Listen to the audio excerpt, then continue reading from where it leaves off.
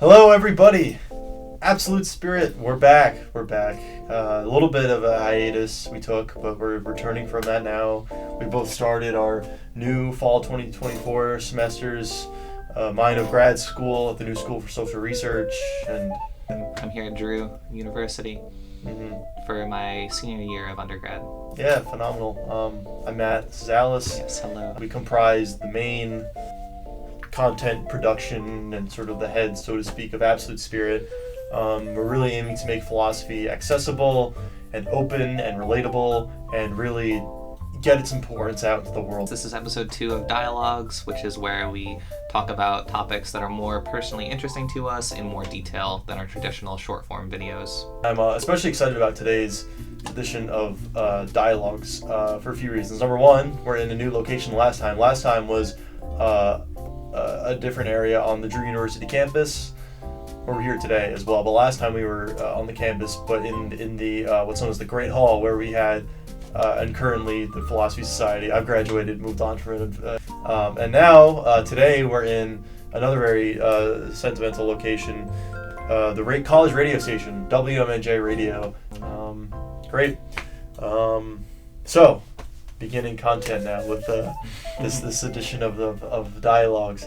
I want to talk about something that, as I've especially learned, because this is something we were talking about in my grad program.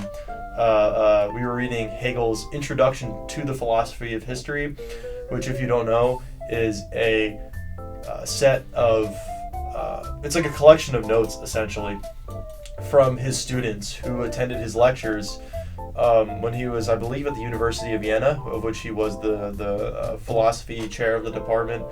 And he would just give these lectures, which were very much like new and groundbreaking at the time. They changed kind of German culture. Not that I know too much in detail about this, but they were so revolutionary. Much like his written work, but unlike his written work, they're much more comprehensible to read because they're notes from his students. This was just kind of Hegel talking, so it's not like he's just writing, giving very like formal academic things. It's kind of just very much stream of consciousness kind of vibe, which makes it very much easy to read, easier anyway relative to his other works. And it's about his opinion on the philosophy of history, and he has a very complex view of history that's hard to explain without understanding his greater philosophy. But to kind of boil it down for the purposes that are relevant for this dialogue that we're going to have is his conception of spirit. It's a very monistic, meaning everything, like all reality, is essentially one thing that expresses itself in different ways for Hegel. And it works through a development, specific method of development that's known as the dialectic. It's a dialectical development, which means we're going to release a video on dialectic, by the way, which is coming somewhat soon. But to sum it up now, essentially, we have competing like notions, propositions, aspects of reality that are clashing with one another, and through their clashing, greater truth of them, a common truth that they share, is revealed, and that truth becomes known to consciousness, which is kind of like human experience, like kind of intelligible, reflective experience. And so once a higher truth is known, a new stage of development has been reached. For Hegel, this occurs both abstractly, through thought, and then, or maybe starts concretely and then goes abstract. But it can go both ways. So there's the abstract and there's the concrete side. And Hegel's philosophy of history, this is where the philosophy of history comes in. For Hegel, what history is the concrete actualization of truth in the world unfolding. And what exactly is that truth? For Hegel, and for essentially all, maybe not Schopenhauer, but for most of the German idealists, at least, it's freedom. And that's a very vague notion, because I think in America we we view freedom as kind of like being able to do whatever we want. For Hegel, it's almost the opposite. Because Hegel's a monist, he believes that kind of submitting to, I think I'm watering this down, there are a few more nuanced details, but for the sake of the dialogue, for Hegel, freedom is kind of almost like submitting yourself to a greater a greater cause, to spirit, to realizing your place in it. It's very anti-individualistic, I would argue, because to be an individual for Hegel, to kind of totally envelop yourself in individuality, kind of how we do in places like America, where the individual is the focus, it's to kind of shut yourself off from the greater monistic spirit, because that's not really how spirit works. Spirit isn't one person. It's not one person with one set of beliefs, one ideas. To be free for Hegel is to be yourself an individual, because you are an expression of spirit, but at the same time realizing your place in spirit and acting in accordance with that. And acting in accordance, it's a very almost Spinozist idea, because Spinoza's freedom is very similar, where he has a monistic substance, and acting that gives you a nature, and acting within that nature is what will set you free. And I think from Hegel, and maybe for Spinoza too, it's setting yourself free from being kind of like almost a slave to individuality, to kind of like these pleasures and these kind of individualistic focuses that don't really have greater end goals. It's almost a kind of like an absurd freedom, almost kind of like the thing that the French existentialists trouble themselves with. It's like, if we're free, we can make choices. What is the meaning of any of these choices if they're not part of a greater meaningful good? That's kind of what Hegel seeks to answer. And so, sorry, this is like a long introduction, but hopefully it's very helpful in understanding. And so that's what I wanted to talk about today. How does freedom get realized in history through Hegel? Hegel's answer is the state. And the state is very controversial, because Hegel very much, at least in writing and in speaking, aligned this state with the Prussian state. But if you really look at how he describes the state in the work I'm talking about, Introduction to the Philosophy of History, it's much more about a community of individuals that become a community through alignment with spirit, and through aligning themselves with the greater monistic reality. And this has to do with Hegel three components: through philosophy, through thinking, through art, which is kind of like the visual acknowledgement and receiving of spirit, and through religion, which is the sensible kind of almost spiritual experience of receiving like the truth of spirit, of the one, if we want to put it in those terms as well. And so a community of people that do that come together, who are in total service to understanding, seeing, and feeling the truth, and doing it together. Much like Absolute Spirit. Yes, exactly. Yes, exactly. And all of you, hopefully. Yeah, that's the kind of community. Community. It's a community that does that. That for Hegel, essentially, is what I get out of when I read his conception of the state. So that was a lot of introduction. And all of that was to kind of both talk about what I think is valuable in Hegel's philosophy, and also this will bring us to the second part of the dialogue, which I will let Alice yap on about now, because I've been talking for a while now.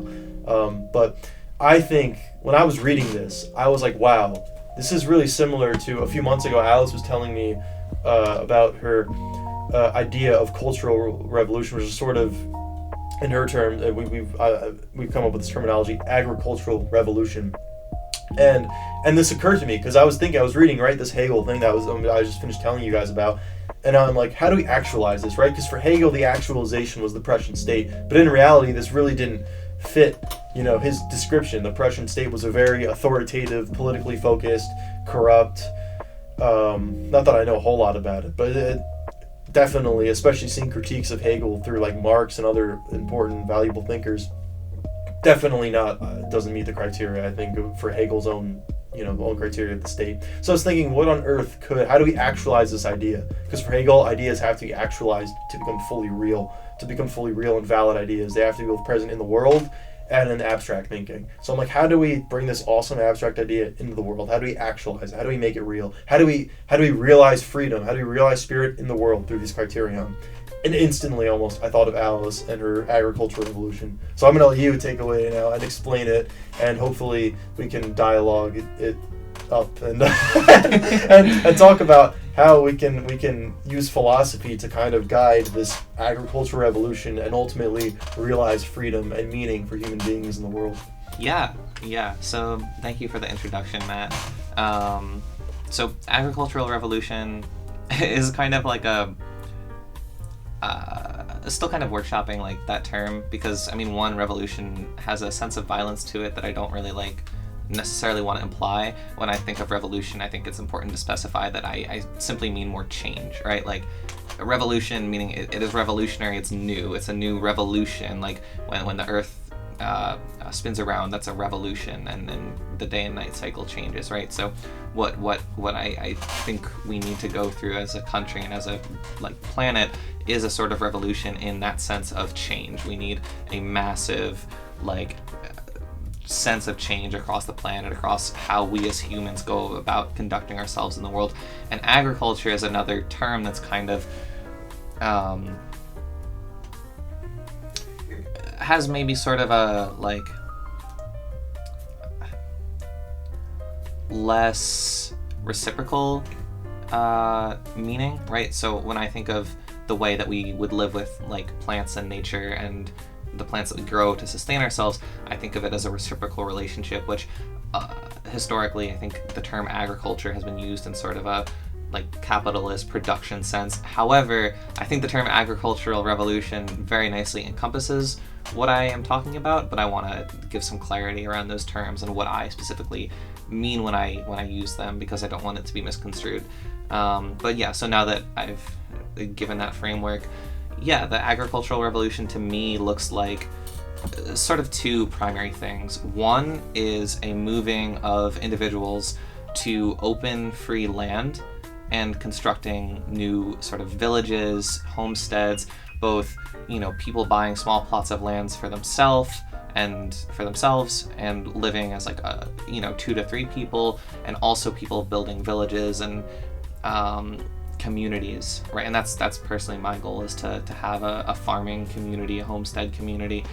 But the other end of that is also transforming what we typically think of as something like a suburb, or even an urban area, even a city, into a food-rich area. So teaching people in suburban places and in more, you know, like typically city-esque, I don't know, the term is urban. Urban. Yeah. Urban. Yeah, more like urban places, how to grow their own food, and establishing and encouraging free trade between them. So teaching people who live in the suburbs how to live in relationship with the land, how to cultivate the land instead of mowing it down literally every day or every week. I guess people typically mow the lawn like once or twice a month, I guess. More often. Yeah. but still, it's like a habit. Yeah, it's something we do pretty consistently in the suburbs. We mow our lawn, we get rid of all the plants on it, weed whack, yeah. And so instead of doing that, the one I hate the most is like the weed killer. Yes. And then it goes like into like the it goes into your soil. And the water. And the water. The water, what are they called? Like the actuaries or irrigation. Yeah, just somehow through irrigation the water gets, and then it poisons the water, and it's like, I remember learning about that in like 7th grade earth science, and I was like, I now am totally against weed killer. Yeah. Yeah, so stuff like that. Removing these like really toxic practices that are just actively harming the earth and contributing to climate change, producing carbon on top of like literally damaging the soil, and figuring out how to give restorative practices to the soil, to the earth, and to the water especially, as well. And yeah, so teaching people in the suburbs how to farm and how to have a sense of community, right? Something I noticed living in the suburbs personally is there's really very little sense of community. You know, people are isolated. They want to stay in their house. They don't want to go outside. They don't want to talk to other people. They don't want to engage in, you know, like conversation. They want to watch their TV and stay in their little box. And, you know, it's very easy to live that life. And I lived it for the majority of my life. And it's something that I think will be difficult to change, but something that I think is really worthwhile to change, the way we have community in the suburbs and the way we are in relationship with the land. Because right now our relationship with the land is like essentially extermination and like domination. You know, we dominate our land, we mow our plants down, and when we have plants, it's typically, for show, for aesthetic purposes purely. And not that I'm against aesthetic plants or like keeping your plants orderly, but to create a relationship that is more based in reciprocity, that's more saying, we're caring for you, land, we're giving you soil that can help produce healthy plants, we're caring for the plants, and the plants can in turn care for us by providing us food and other things like this. And so yeah, those are kind of my two prongs of this agricultural revolution. It's people going out and doing it in the middle of nowhere and building whole new communities, and then the hope is sort of taking that knowledge and inspiring and influencing people in the suburbs and people in urban areas to do this as well. Yeah, thank you for that wonderful exposition. Yeah. Actually, another like kind of important part of this is relying on ourselves for the food. Relying on ourselves, not completely reducing and erasing eventually the need for a supermarket, the need to go to the grocery store, because you have communities of people who are all growing their own food and who can trade amongst each other and share resources and share food. And reducing our reliance on the systems in place and allowing them to crumble is a big important part of that agricultural revolution. Like, we don't need to buy things from Amazon anymore because we can produce these things ourselves in our local communities. We have so much technology at our fingertips, so many resources at our fingertips, and I really feel it's time to start taking that power that we have and utilizing it and creating a new world for ourselves. In a world that's not reliant on these old corporate destructive systems. Yeah.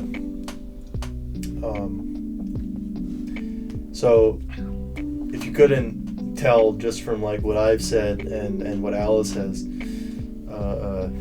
put very nicely as well, there's so much overlap, I think, with these like kind of abstract, at least right now, like German idealist, Hegel, absolute spirit, absolute idealist notions of a united community that is kind of subsumed under like a greater cause, right, and greater callings, and in that way like submitting their individuality, kind of what Alice described, like we're seeing this already, like we're not submitting ourselves, we're embracing, we're indulging ourselves, overindulging, as I'm sure we would both argue, in this individuality, in boxing ourselves in not having these communal connections.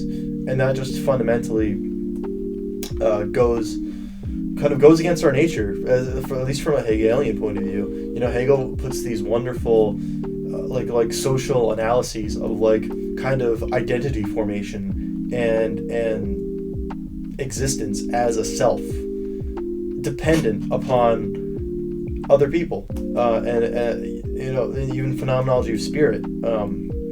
We see it first in the self-consciousness section of phenomenology of spirit, but it's present from that point on throughout the rest of Hegel's work.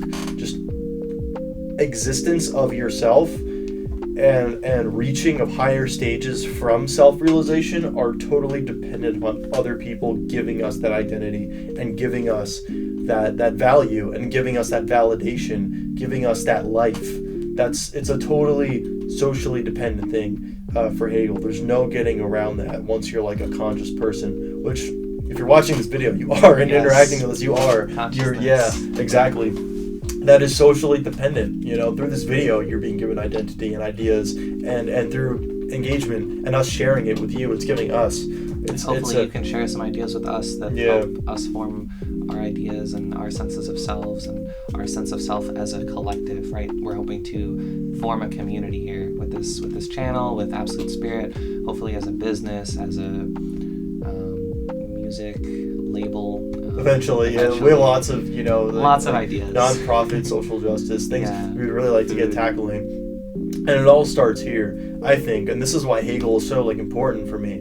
It takes these abstract metaphysics, I remember I was giving a presentation in my grad school class about why the hell should I care about Spinoza and Kant and why the world is one or dual, And I think we see this just the practical implications are tied right into it, because for Hegel, for a monist, a great example I want to go to that goes into something Alice was talking about earlier, is in how we treat land and how we treat our environment.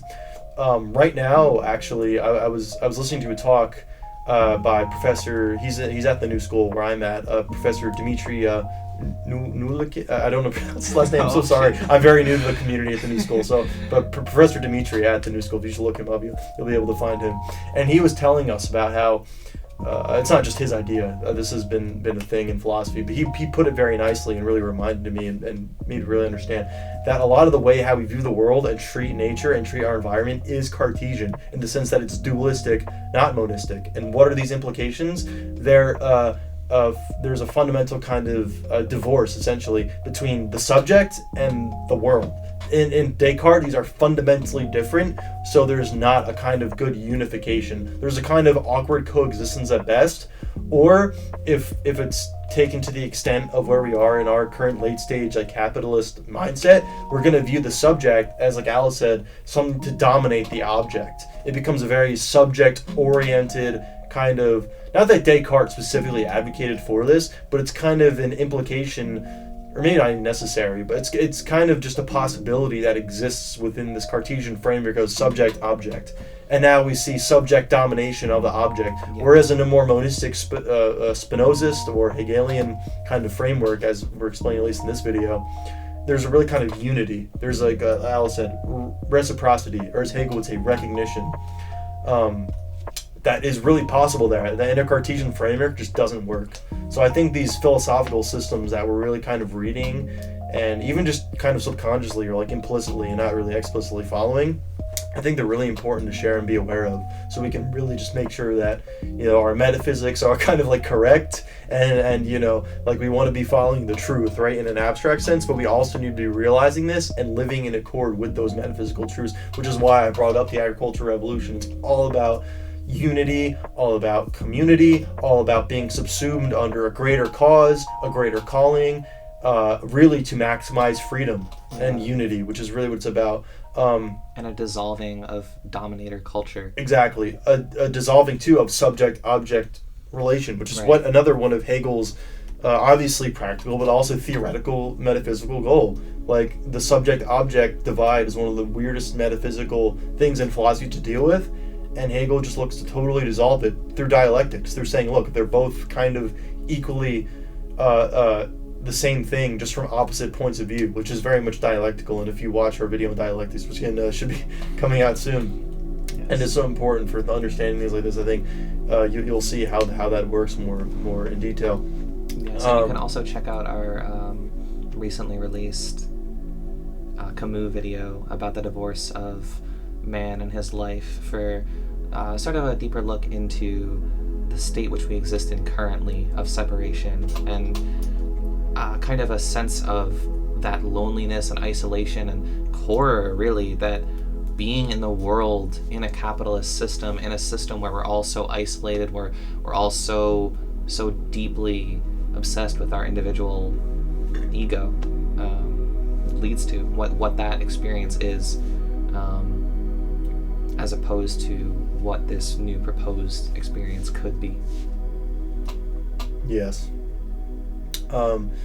Now I do want to make this video is a bit long, so I don't drag on too much longer, but I think an important note to know about that experience is that obviously you're painting it in a very idealistic way, kind of nice way, and I think it's definitely possible. I think it's definitely possible. An important thing to notice with that possibility, especially as we begin through forming communities like this, and just in general, Hegel does come with a very realistic, I think just a true reality of part of that process, is that it is not nice. It's not simple. It's going to be painful. Hegel calls it the labor of spirit, at least in the phenomenology of spirit. He says, the dialectical, these aren't his exact words, but paraphrasing, especially for the sake of ease to understand and accessibility for this dialogue and for this video, for this content. It's the advancing of spirit, especially dialectically as we're proposing, is very painful. It's a labor. It's a labor of spirit. A lot of work goes into it. As Hegel explains too, especially through his philosophy of history, which in that work, Introduction to the Philosophy of History, this book goes into it as well. Hegel says kind of wars are kind of how that happens, at least at the beginning, and when humans are in a more kind of primal early spirit is in kind of like an infantile stage of development. Right, and it's we also very can't much violent. See each other and hear each other so clearly like we can these days with, these really incredible communication devices that we have. Right, I feel like one of the things that's kind of an advancement in itself, I would say, of spirit for this reason. Absolutely, you see it playing out, and it's so beautiful. Yeah, but it hasn't always been beautiful. Yeah, it's been very tumultuous. It's still ugly in a lot of ways. Yes. We still have a lot of really horrific things happening in the world, and I think we're at a point in terms of the planet where, and in terms of a lot of human life, where we are really, really reaching a point of extinction's over here, and a really wonderful future is over here, and we're at this point where it's on us to choose. We are creating this future collectively all together, and we're pretty close to a point of really losing the planet, losing ourselves, and if we don't come together in these ways and do this hard work, we are not going to be here much longer. At least that's the way I see it. Yeah, and unify as we are, really, as we metaphysically are. I really like currently right now. Maybe I'll change this in the future, but I'm a big fan of the psychoanalytic. I'm not no expert or anything yet. That's one reason why I'm first year MA, so I'm not a scholar or anything or a great philosopher. But I'm really inspired, at least by a lot of what I can understand out of the psychoanalytic interpretations of Hegelian philosophy, things like Zizek, and just kind of especially Zizek I've read a lot of, and I'm really inspired by him. And he kind of tells us how subjectivity and just it's kind of especially individuality. It's very much like a void. It's a kind of splitting of substance, which makes sense because even in Hegel, this world is developed through splitting, through negation. But when we look at our core, right, especially as these individualistic societies tell us to do, look at who you are, look at who this is. You really find nothing there. It's who really are you? And that's a really hard question to answer. And I think a lot of that is because there really is no us, especially as individuals. It's all constructed through surroundings, through kind of culture, through just more dialectical. We've kind of put this really weird image framework of ourselves. There really kind of is no us at the center, at the nitty gritty. Yeah, we're beings in the world. We are spirit in physical form. Mm-hmm. We are the universe experiencing itself. Mm-hmm. And as Zizek likes to say, he puts it really nice. I just remember that this phrasing, which he takes from Hegel, but explains on it more and really argues for its interpretation. Because a lot of people, especially Orthodox readers of Hegel, like to equate subject and spirit because they think, especially Fichte was a big advocate of this. He thought kind of the absolute, the truth was the individual, was the I, the self, the ego, and he got that out of a radical interpretation from Kant. But maybe an equally radical but different, and I think more correct thing that Zizek points out in Hegel is substance then subject. Subjectivity always follows from a more unified kind of, substance of reality. Because I don't want to say I don't want to be suggesting that your personal perspective and experience isn't valid or worthwhile or important or meaningful, because I find my experience very enjoyable and meaningful, and I am so grateful to be having this experience and to be able to be in this body, in this place, with this context, with this history. I am a person who has been shaped by my life, and I would not be who I am without all of those influences and all of those things, and I have a unique perspective, right?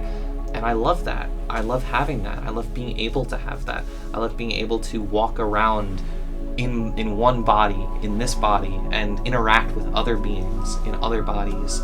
And yeah, I find that very valuable, but it has to come secondary. We have to remember that as individuals, we are secondary to, or not even secondary, but just after,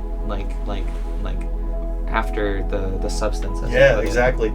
After truth, subject's always part of a greater thing. Right. If you try to define subject in itself, as Descartes does, the thinking substance, it's like, where does that thinking come from? How does that thinking work? You always realize that it goes back in a very Aristotelian way. Hegel was a big fan of Aristotle. I think Aristotle got this right. At its core, like what makes up the prime being, is kind of this, what makes up God, so to speak, is the self-thinking thought, this kind of substance. It's what thinks itself. It's a prime, like self. Spinoza took this notion as well, and Hegel is right along this tradition. And we are definitely not self-thinking selves. Fichte tried to argue that, and he got really close, but I think he was just missing. I don't want to get too nitty-gritty into why, the kind of, how do you stand on your own legs kind of thing. It's kind of that argument, which we can go into in another video. But what to take away from that is really that you are always kind of after, right? Substance then subject. And which is why I think, going back to the Hegelian idea of the state and this whole agricultural revolution, why it's so fulfilling, so meaningful, so freeing, is because we are being subsumed under the greater substance through unity. And I think that's really beautiful, and it's really what I want to talk about today. And I hope you got something out of that. And I think it's a really powerful idea, and I really hope we start actualizing it. And I think it starts through making videos like this, through engaging, through talking about it, right? Because that's where these things always start, is in the imagination of us. When we stop imagining, these post-apocalyptic scenarios, when we stop imagining this constant sense of death and doom, when we imagine what's possible if we come together and build systems and worlds and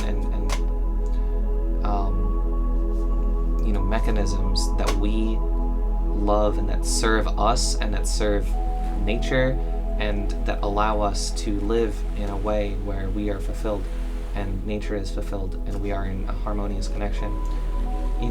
If we focus on imagining that instead of imagining doom and destruction, we can start to actualize it. We can start to, build it and create it. And that doesn't mean that we can just leave it in the imagination and not take action. But, videos like this, talking about it, this is a first step in taking action. And hopefully you'll be able to see some of the action that I personally take and that Matt takes as well in our lives. For me, I work in a local community garden. I volunteer at a local farm. I also spent my summer doing invasive species removal in the forest. Figuring out how to build community, figuring out how to build these groups of people who are interested in cultivating relationships with land. And if you're interested, I will hopefully soon have a series of documentaries about these personal excursions into sustainable community-based communities and groups. Yeah, that's wonderful. Thank you. I talk so much about actualizing the idea, but I don't actually do nearly as many direct things as Alice does. Yeah. So I thank her so much for thank you so really much. helping. And, well, you're also, in school and... No, I know. I'm not doing nothing, but Yeah. I'm learning a lot right now. I'm definitely much more of a learning than doing, at least directly. Obviously, it's easy in our own circles to really kind You're of... gonna come help dig some holes tomorrow. Yes, that's incredible. That's yes, incredible. Gonna plant some native plants. Yeah, tomorrow. exactly. Yeah, I'm really more focusing on the talking, spreading the word, spreading what I'm learning, hoping to influence others to take such actions. Yes, which is incredibly important as well. Yeah, and hopefully as I grow and do more things with Alice, and hopefully grow Absolute Spirit, and who knows, maybe just start our own movements, or own nonprofits, or social justice, or even just form this community and talk more, and maybe talk with some of you if you have ideas on how to actualize some of this stuff. Yeah, and what let's you get do involved. in your life. Let's work together.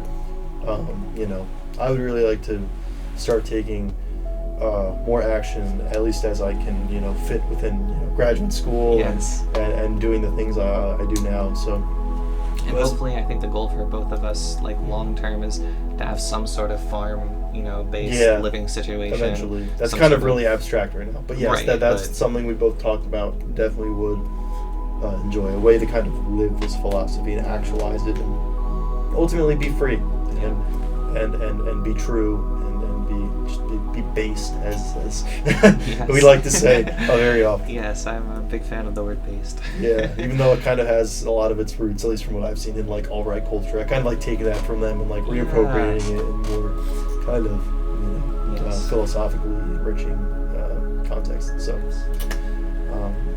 I don't know. At least I think that's it. I wanted to say for the dialogue. Hopefully it was a nice, helpful dialogue.